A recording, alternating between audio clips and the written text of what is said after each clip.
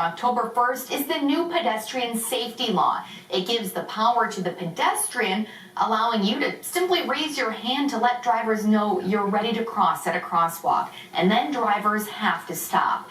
Joining us now is Amy Watkins from Watch for Me CT. Thank you so much for being here.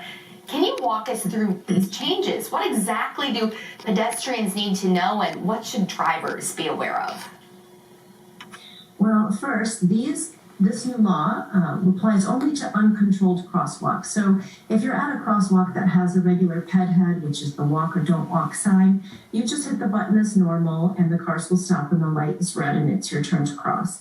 So this applies to where there is not a ped walk sign. And in this instance, what you can do, instead of having to step into the crosswalk, which is how the law has been since 2007, you can stay on the safety of the sidewalk and just indicate that you want to cross by raising a hand or other item, your bicycle, your umbrella. But what we want people to do is to communicate with drivers that they want to cross, and for drivers to be looking for that indication from pedestrians so that they know that they do have to yield to that person and stop and let them cross.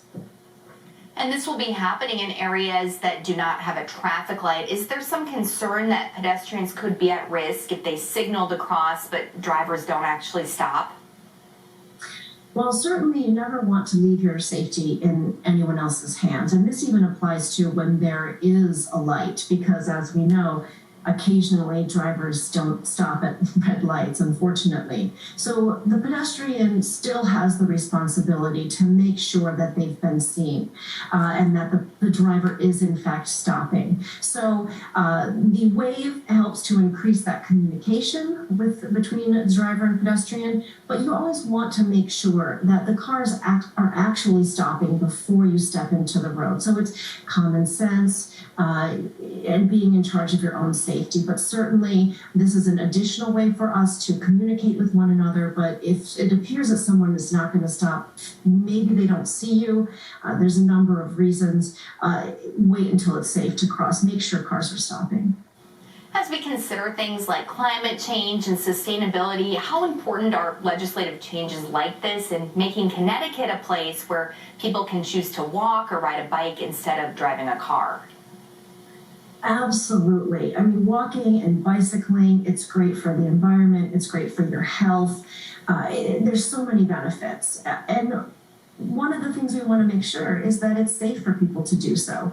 Right now, we are losing up to over 60 pedestrians a year in our state that are dying in traffic crashes with vehicles. And we want people to feel safe out there. We want drivers to realize that the road is for all other people, for people bicycling, commuting, walking, whether it's for enjoyment or it's to get somewhere. And everybody wants to get home to their family. Everybody wants to get home safe. So we need to be out there thinking about and looking for other people and driving with respect and stopping for people so that it becomes the kind of community where people do feel like it's safe to get out there and walk and bicycle. Amy Watkins with a deeper look at this new legislation that impacts anyone walking or on the road. Amy, thank you so much for joining us tonight. Thank you. Still